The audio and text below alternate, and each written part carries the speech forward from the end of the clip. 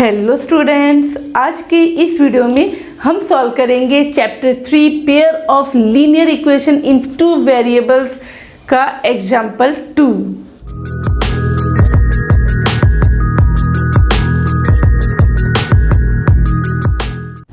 Romila went to a stationery shop and purchased 2 pencils and 3 erasers for ₹9. Her friend Sonali saw the new variety of pencils and erasers with Romila, and she also bought 4 pencils and 6 erasers of the same kind for ₹18. Represent this situation algebraically and graphically. रोमीला है वो stationery shop जाती है, अब वहाँ पे वो pencil और eraser purchase करती है। कितने पेंसिल लिए उसने? 2 पेंसिल्स और 3 इरेजर, टोटल उसने ₹9 की खरीदारी की।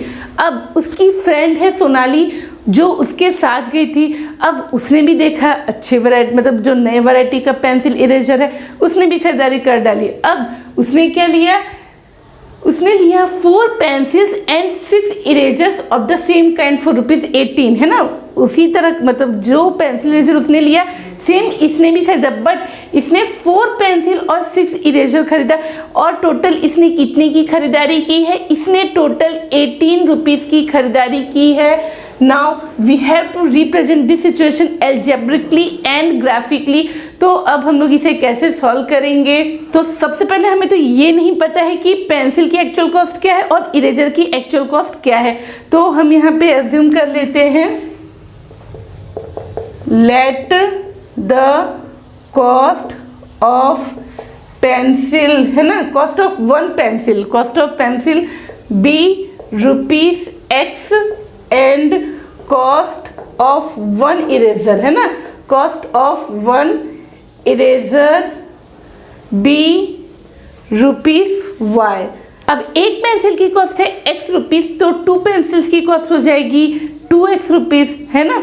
तो अकॉर्डिंग टू फर्स्ट सिचुएशन, यानी जो रोमीला ने खरीदारी की, अकॉर्डिंग टू फर्स्ट सिचुएशन इसने कितने पेंसिल लिया? 2 पेंसिल्स, तो 2 × X, और कितने इरेजर लिया? 3 इरेजर लिया। एक इरेजर का कॉस्ट है ₹Y, तो 3 इरेजर्स का कॉस्ट कितना हो जाएगा? ₹3Y। टोटल उसने कितने की खरीदारी की? टोटल उसने ₹9 की खरीदारी की। ये बन गया हमारा इक्वेशन नंबर 1, 2X + 3Y = 9। अब according to second situation Sonali ने भी क्या किया?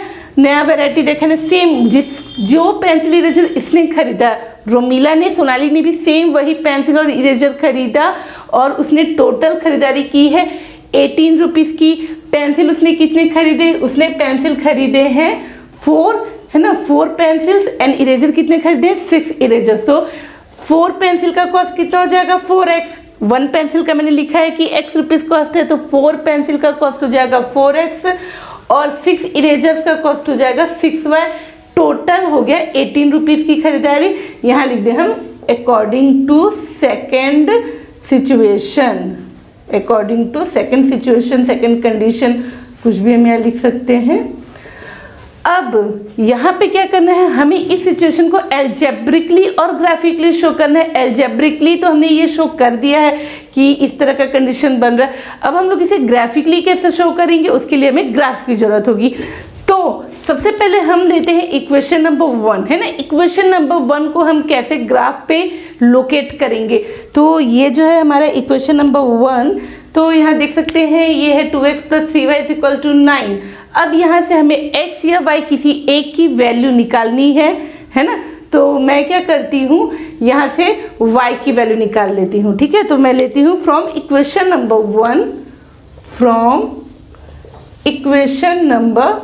1, यहाँ से जब मैं y की वैल्यू निकालूंगी तो ये हो जाएगा 2x + 3y = 9 है, 2x + 3y = 9, तो 3y = हो जाएगा 9 - 2x, है ना, 2x यहाँ है तो -2x, और y = 9 - 2x/3, ये वैल्यू आ जाएगी। तो मैं यहाँ ले लेती हूँ y = 9 - 2x/3, इस वैल्यू को हमने यहाँ पे लिख दिया।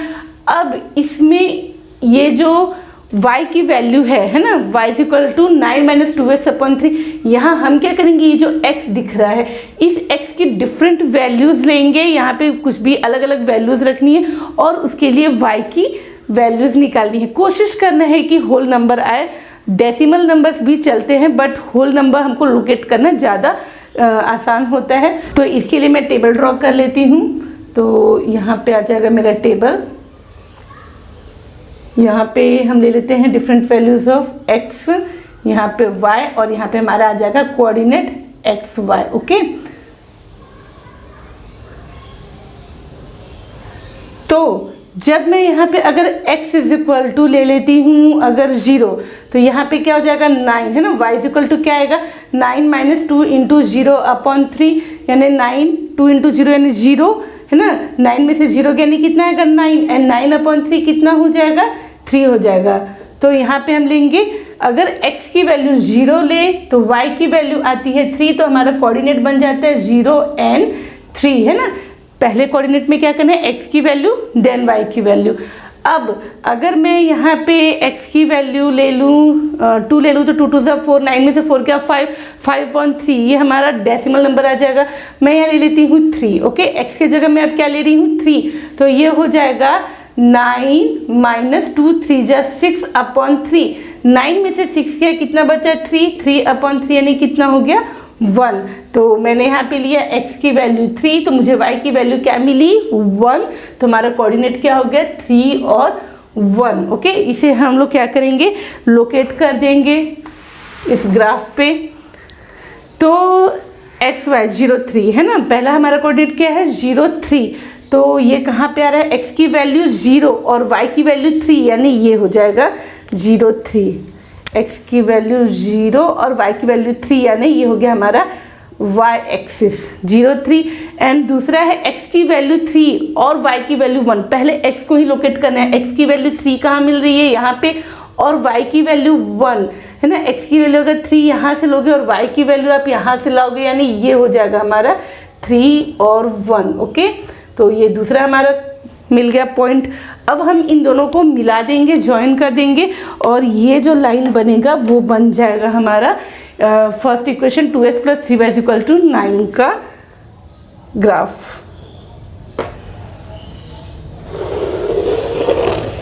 तो ये आ गया हमारा पहला इक्वेशन का ग्राफ। यहाँ पे लिख देते हैं 2x + 3y = 9, 2x + 3y = 9। अब ये जो दूसरा इक्वेशन है हमारा, इसके लिए हम लोग ग्राफ ड्रॉ करेंगे है ना। ये जो सेकंड इक्वेशन है 4x + 6y = 18, तो यहाँ मैं बाउंड्री बना देती हूँ। From equation number 2, from equation number 2, यहाँ से अब क्या करेंगे, यहाँ से भी चलो y की ले लेते हैं, आप x की भी वैल्यू ले सकते हो है ना। मैं यहाँ y की ही निकाल लेती हूँ। 6y = क्या हो जाएगा 18 - 4x, फिर y = क्या हो जाएगा 18 - 4x/6। तो ये हमारा जो आया वैल्यू, यहाँ पे हम x की डिफरेंट वैल्यूज़ रखेंगे और उसके लिए y की वैल्यू निकालेंगे। तो इसके लिए भी हम लोग यहाँ पे टेबल बना देते हैं इस तरह से।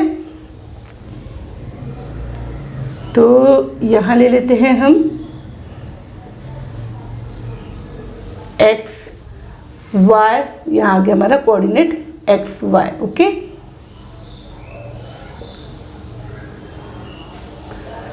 तो अगर मैं यहाँ पे x की वैल्यू अगर 0 लूँ, सबसे फेवरेट मेरा 0, तो 18 - 4 × 0/6, तो कितना हो जाएगा 18 4 × 0 यानी 0 है ना।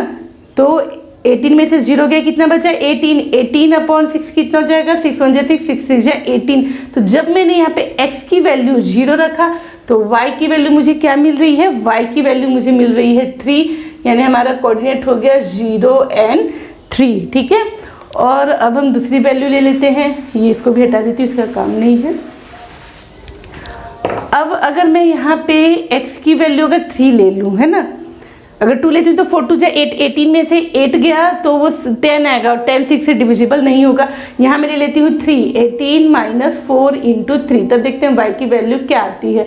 तो 18 माइनस 4 3 जा 12/6, तो यहाँ आ जाएगा 6/6 यानी 1, यानी अगर x की वैल्यू 3 रखूँ, y की वैल्यू 1 रखूँ तो यहाँ आ जाएगा कोऑर्डिनेट 3 1। सेम ये वाली सिचुएशन बन रही है, तो ऐसा हो जाएगा कि ये दोनों के यहाँ पे कोऑर्डिनेट सेम आ जाना। चलिए थोड़ा डिफरेंट लेते हैं, मैं दूसरी वैल्यू ले लेती हूँ x की, ये भी चल सकता है बट दूसरी वैल्यू रख के भी हम चेक कर लेते हैं। मैं ले लेती हूँ x की वैल्यू, अगर यहाँ मैं x = 6 रख देती हूँ, है ना, तो ये कितना हो जाएगा 18 माइनस, है ना, 6 4 जाओगे 24, माइनस 24 में से प्लस 18 गया तो आएगा -6, -6/6 यानी कितना हो गया -1। तो मैंने यहाँ पे x की वैल्यू क्या रखा है, x की वैल्यू रखा है 6, तो मुझे y की वैल्यू क्या मिल रही है, y की वैल्यू मिल रही है -1, यानी हमारा कोऑर्डिनेट हो गया 6 और -1। तो अब हम 0 3 और 6 -1 को भी इस ग्राफ पर लोकेट करेंगे। तो 0 3 तो हमारा यही आ गया, ये हो गया 0 3, है ना, और 6 और -1 कहाँ पे आएगा, तो x की वैल्यू 6 और y की वैल्यू -1, यानी ये कुछ यहाँ पे आएगा इसका पोजीशन। ठीक है, ये मैंने रेड लाइन से, रेड पॉइंट से बताया है इस पोजीशन को। तो ये हो गया 0 3 इसका, और ये हो गया 6 -1। अब जब हम इसके लिए भी जब इन दोनों पॉइंट को मिलाएंगे 0 3 और ये 6 -1, तो सेम ये इसी लाइन पे आ रहा है, यानी ये क्या हो जा रहा है, दोनों की जो ग्राफ है, यानी दोनों जो लाइंस का जो ग्राफ है वो एक दूसरे के साथ कोइंसाइड हो जा रहा है ना, कोइंसाइड यानी एक दूसरे को कंप्लीटली ढक ले रहा है। तो यहाँ पे अब सॉल्यूशन कैसे निकालते हैं, सॉल्यूशन कौन सा पॉइंट होता है, जब हम इन दोनों इक्वेशंस के जब ग्राफ ड्रॉ करते हैं तो हमें 2 लाइंस मिलती है, वो दोनों लाइंस जितने है ना, जहाँ पे वो एक दूसरे को इंटरसेक्ट करती है वो होता है हमारा सॉल्यूशन। अब यहाँ क्या है, ये दोनों लाइन तो बिल्कुल सेम आ गई है ना, ये पहले इक्वेशन का भी हमारा ग्राफ हो गया और दूसरा इक्वेशन है 4x + 6y = 18, है ना, ये 4x + 6y = 18 का भी यही ग्राफ आएगा, क्योंकि ये दोनों के जो पॉइंट है 0 3 और 6 -1, जब हम इसको मिलाएंगे स्केल से तो हमें क्या मिलेगा, है ना, दोनों को स्केल से मिलाएंगे तो हमें यही सेम लाइन मिल रही है। तो ये क्या हो जाएगा हमारा सेम, देखिए ये दोनों की लाइन क्या होगी, फिर से यही सेम आ गई। तो ये मेरा ब्लैक और ये जो रेड लाइन है वो एक दूसरे के साथ कोइंसाइड हो जा रहा है, यानी यहाँ पे क्या हो जाएगा, यहाँ पे हर एक पॉइंट पे ये जो दोनों लाइंस है वो एक दूसरे को इंटरसेक्ट कर रही है, यानी it has infinitely many solutions.